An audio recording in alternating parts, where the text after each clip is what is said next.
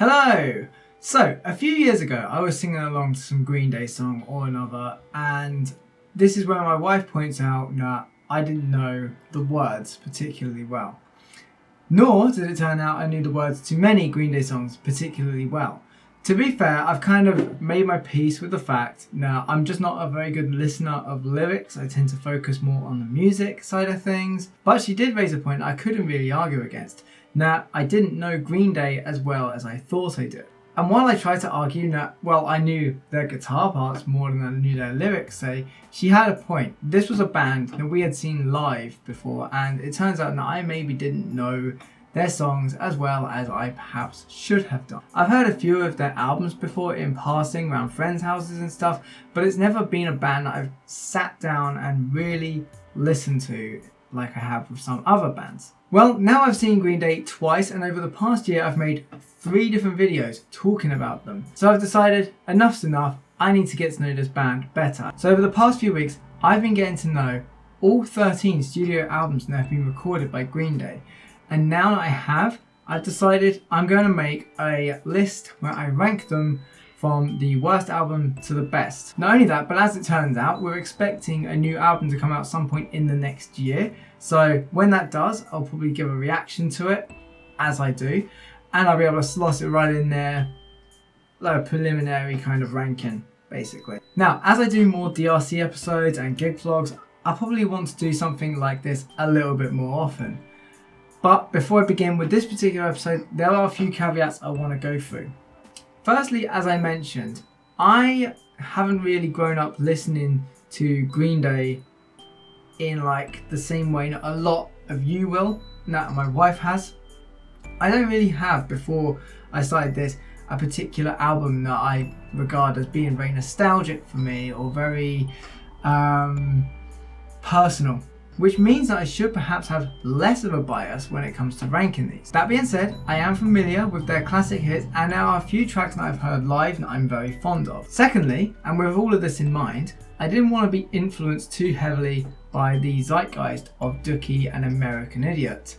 I do mention the zeitgeist, I do mention the influence they have and the way that they developed their sound with those albums, but at the end of it all, I am trying to be as subjective to my own listening experience of those albums today. So this ranking is actually based on my listening experience currently, like in the last few weeks, free from all of the other social stuff. Like I say, I will mention it, but it's not the main thing that I'm going to focus on. You get what I'm saying? I want to be fair and respectful of the contemporaneous experience of the listeners, of the fans at the time, of the band at the time, how it developed their sound. But ultimately, this is a subjective list. It's based entirely on my most recent listening experience, and with that in mind, there may be some upsets in the order of some of these albums. If you have an issue with this, don't hate, but do feel free to leave it in the comments and maybe argue with me. I'm up for it.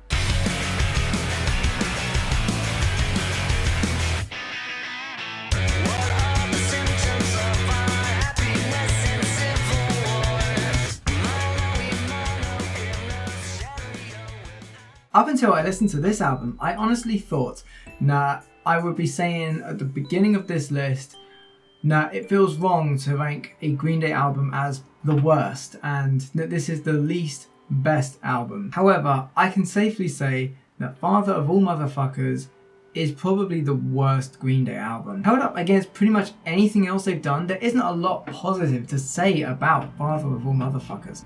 Less than half an hour long, it is their shortest album, and yet for some reason feels so much longer. The issue for me is the whole aesthetic. Every single song here could be used for a car commercial. At present, this is their most recent album, and while they have done this kind of poppy, rock and roll kind of sound before with their type of punk, they've really leaned into it here and it doesn't work. The instrumentation feels either subdued or lost in the mix or something, and there's this massive overuse of this distorted overly processed vocal. In its best moments, it has a kind of vague Arctic Monkeys type vibe going on, which would be amazing from pretty much any other band, but here it feels like a massive climb down from their usual quality. Occasionally some much needed ferocity shines through, like on the garage rock track Sugar Youth. And Graffitia is probably the biggest clue you're ever going to have on this album that it's Green Day you're listening to, but even then, it's nowhere near their best.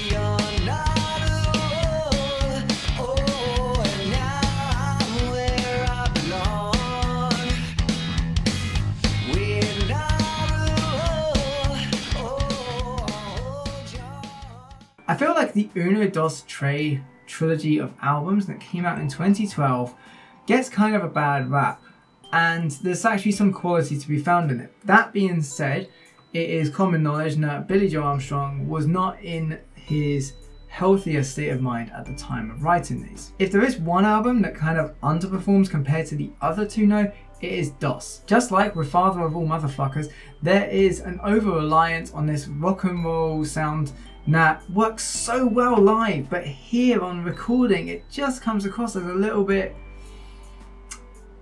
I want to say cheesy, but also don't. To be fair, they actually kind of get away with it on these saccharine sweet tracks like Amy or the soul-inspired Stray Heart. But ultimately, any other remaining highlights on this album invoke the spirit and the sound of other bands at the time, not Green Day. For example, Nightlife, which again carries a very strong Arctic Monkeys vibe. I want to be clear now, this isn't a bad album, just lesser than the rest of their output. There's actually a considerable gap between 13th place on this list and 12th place on this list, with DOS actually doing a halfway decent job of delivering this garage rock sound that is so much more pleasing for the ears. What the heck?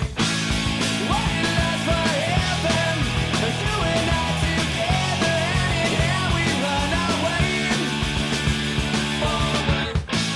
I'll be for nasty weather. As much as I could talk about the context of a band's work in terms of its history, in terms of where the band was at that time, I have to be somewhat objective here. And in that spirit, I will say that 39 Smooth is not as strong as most of Green Day's output going forward. Honestly, the only reason why is that obviously the band hasn't developed as much yet. Pretty much any other pop-punk band from the early 1990s, from the DIY scene, probably could have written and recorded this album. And that's not an insult. It's easy to forget just how saturated that particular sound and that particular scene was at the time. And Green Day were forerunners amongst all of this. But it was going to always take more than one album to really set themselves apart. This is the only album to feature John Kiffmeyer on drums instead of Trey Cool. And while the drums are fantastic here, it is the articulation and the precision of Trey's drums that would later really helped Green Day develop their unique signature sound. While the rougher mix than later Green Day albums, there's a glorious liveness to the sound here. While the songs Green Day itself and At the Library were largely forgettable for me on my first listen, and 16 was a painfully ironic song about the fear of aging, Going to Pastelaqua is easily an instant classic for anyone who's ever heard it. And The Judge's Daughter has got to be one of the most exciting guitar parts that Billy Joe Armstrong has ever recorded. In fact, the guitar playing is generally tastier on this album than most of their other albums going forward. The chords are generally more articulated, and Billy Joe here is much more the guitar fiend than he is when he's playing live.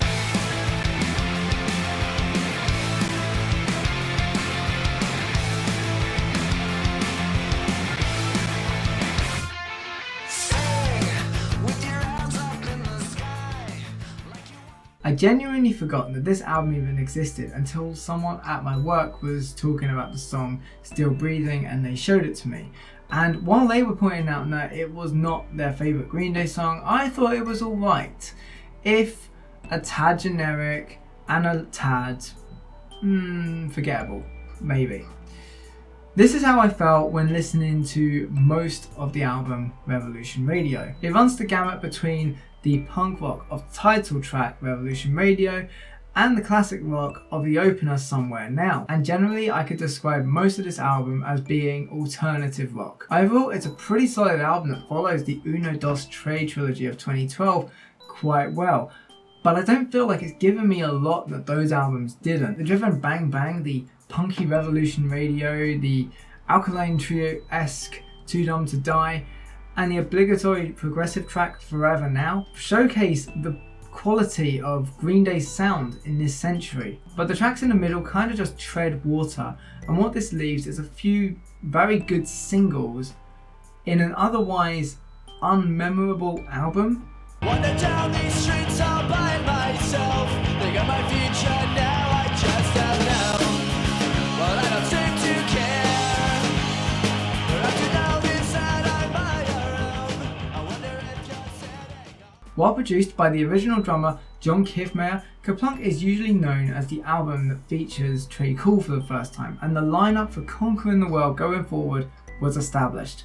The songs focus more on relationships and personal drama than most other Green Day albums do, but the sounds of Dookie and Insomniac are all here. Trey Cool had already made his name in a bunch of other punk bands as a young kid, and so the drums here take a major step up from 39 Smooth. Mike Dirnt also really shines here quite well, and the song No One Knows may be just about the most involved bass partner he's ever recorded in the entire discography of Green Day. But the guitar work is really yet to be developed.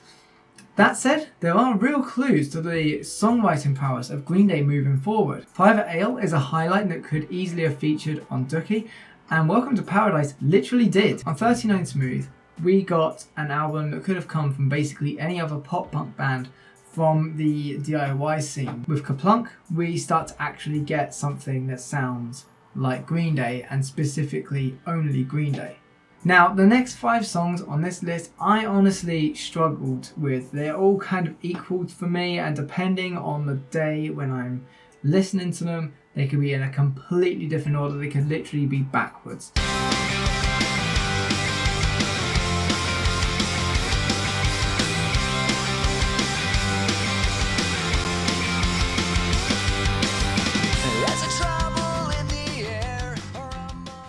A lot of Green Day fans will know about the stolen album that should have followed Warning, but the band had to start over and they recorded American Idiot instead.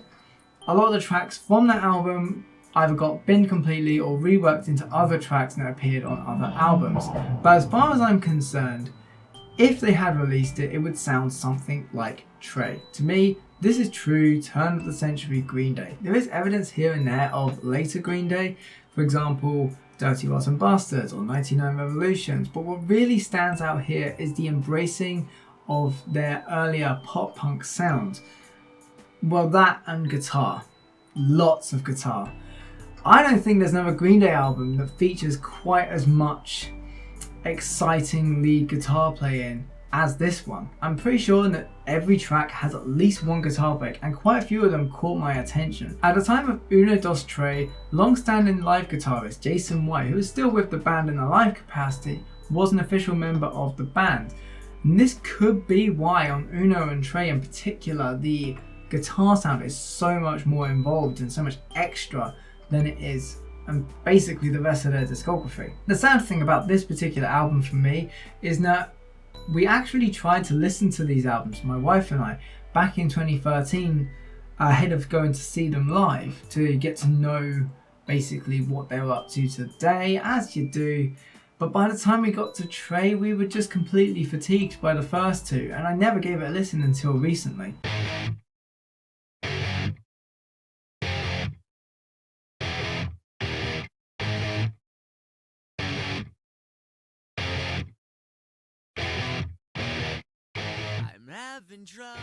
Green Day's fourth full-length album comes off the back of their success with Dookie, and it shows. Released in 1995, it's still in the mode of their first 3 albums, but now with a lot more experience behind them. Their songs are no longer focused on relationship drama as it was in their earlier output, and instead what we're seeing is a bit more of an edge, a bit more of a punky attitude, and even a hint of darkness. Nonetheless though, this album is pure glorious mid-90s pop punk from start to finish. And while they've never fully let go of that sound, it's easy to see in hindsight why they evolved so much after this release. In a sense, Insomniac is the continuation of Dookie and represents the early sound of Green Day at its best. But having only released Dookie during the previous year, there's actually not a lot that's making a statement of anything new here. That being said, I strongly appreciate Mike Dirnt's contribution here on tracks like Panic Song, and Brain Stew will always have the place in my heart of being the very first thing I ever learned to play on guitar. It's gonna get you, boy. Keep that fucker down.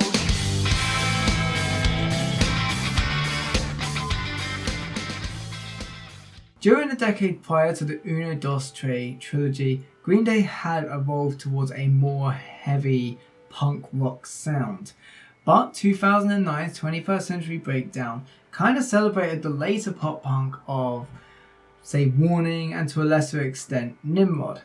Well, Uno continues this. There's a lot in common with this album and Trey, with a focus on their turn of the century sound that the band had and lots of guitar breaks. Uno, however, is somehow more considered in the hooks of its songs. Killer DJ is a great example of how they're able to take a punk sound and put it to a danceable rhythm. And the track Oh Love, which is acoustic led and gives way to these massive drums, kind of reminds me of their last big hit before this trilogy of albums, 21 Guns. There was a lot of range to this album, as well as a few potential big stadium hits, but the fact that Green Day had so much success over the previous decade with this exact sound sometimes makes me want to give the edge to Trey. If they had just stepped a bit more outside of expectations at this particular time, we could have had something really special with the Uno album in particular. 1, 2, 3, 4.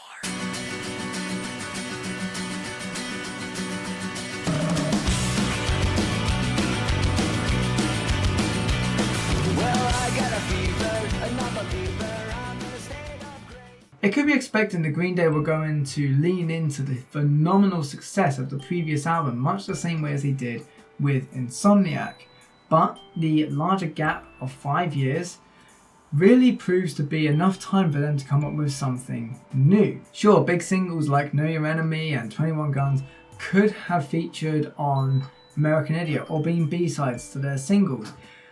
But with twice the runtime of a lot of other Green Day albums, there's scope for quite a bit of range here. Peacemaker has been one of my favourite Green Day songs since the very first time I heard it about 12 years ago, and Christian's Inferno sees the band playing heavier and harder than you would typically expect of a band that pretty much exclusively tours stadiums by this point. There is a nod to the earlier pop-punk sounds of albums prior to American Idiot, but the politically charged pop rock and punk is ever present, and therein lies 21st Century's biggest drawback for me personally. And that is that they're just a tad too aware of their success as socio-political commentators, and they are a lot bigger than they were 5 years previous. In other words, they feel a little bit less like the little guy punching up that they had on American Idiot and on previous albums, and there's just this danger of feeling a bit bloated.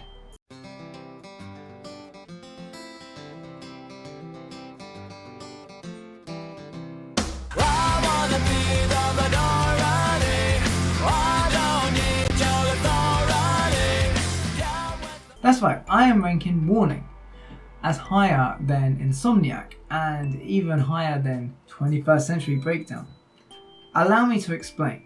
Until now, I'd always taken the view that there were two eras of Green Day. There was everything before American Idiot, and then there was everything after American Idiot. But Warning is actually an innovative step away from the sounds of Dookie and Insomniac and earlier records, and somewhere in between the power pop and the folky elements of this album, there is a sense of where the band is going to evolve next. Take Macy's Day Parade, for example, a song that would later echo in other acoustic-led tracks like Boulevard of Broken Dreams, 21 Guns, or Oh Love. In the music video, we see Billy Joe suited up, walking through a black and white landscape, and we would pretty much never see him in a baggy t-shirt on stage or on camera ever again. This was actually a massive clue as to where the band was going to go next with their sound and their image. Warning was also the first Green Day song that I talked about on this channel as part of DRC episode 4, and I mentioned at that time that it was driven by steady as you go drums and very punchy acoustic guitars. Well, as it turns out, this can go for pretty much a lot of the rest of the album. Drop in a lot of the frenetic drum fills and guitar breaks that the previous albums had seen. Warning adopts the philosophy of music at the time, around about the year 2000, which is normally something I don't like. Basically, that song structure takes precedence over, say, instrumentalism. This is usually a negative in my view, but the solid, well-crafted pop rock of this album is kind of the turning point towards a more rock-oriented sound of the next 10 years.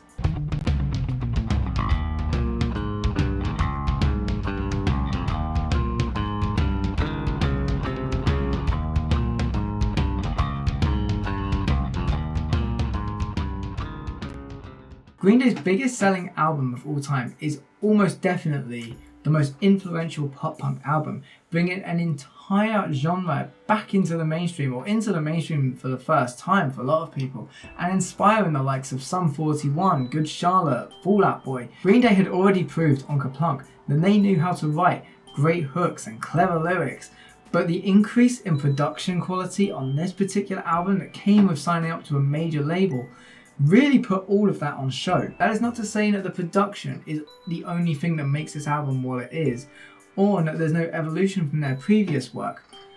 With songs relating to drug use, mental illness, domestic violence, boredom, anxiety, and general frustration, Dookie captures the almost universal experience of young people everywhere. The angst on this album carries more weight and ironic maturity than was expected of the entire genre at the time, and this basically set the benchmark for everything moving forwards. There is some musical nous here too, from the exciting bass lines of She and Longview, the sudden attack of FOD, or the compositional brilliance of Basket Case. In practice, Dookie continues the trajectory of Green Day's first two albums, but it would still evolve this sound a lot further before taking a sudden left turn into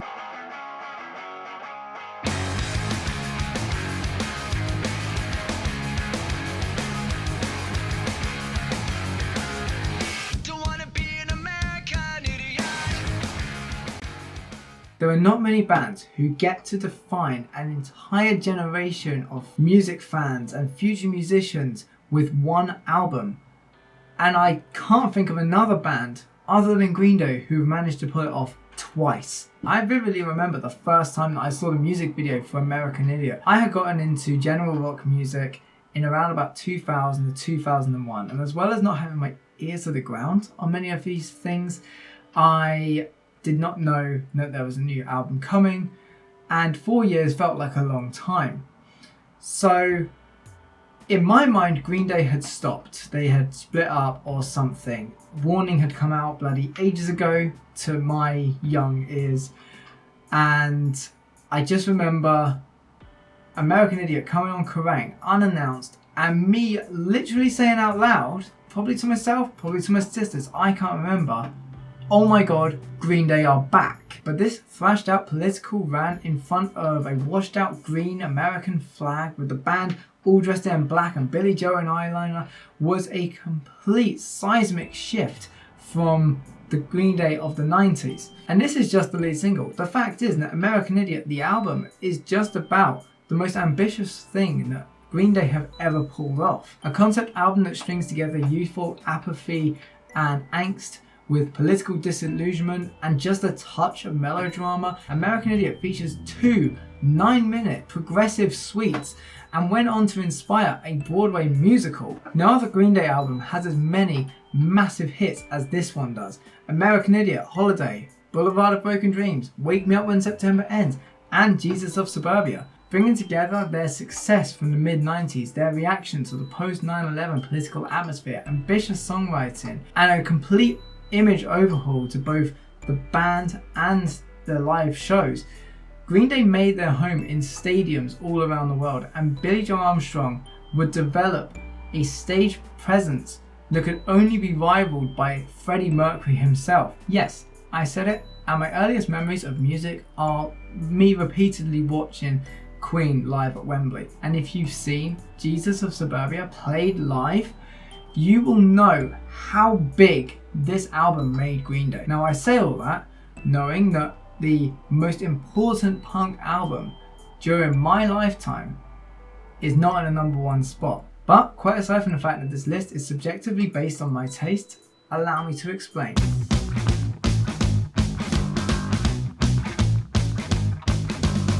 Hey mister, where you headed? Are you in a hurry? Lead a lift to happy hours.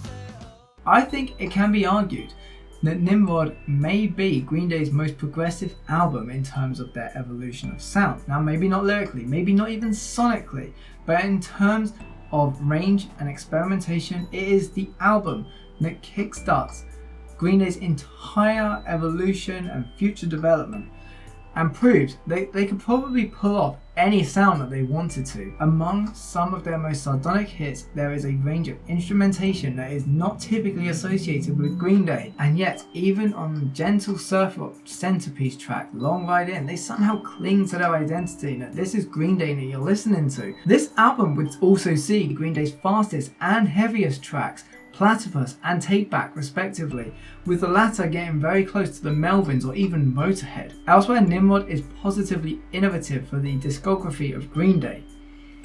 With Good Riddance, they step into acoustic-led ballads for the first time.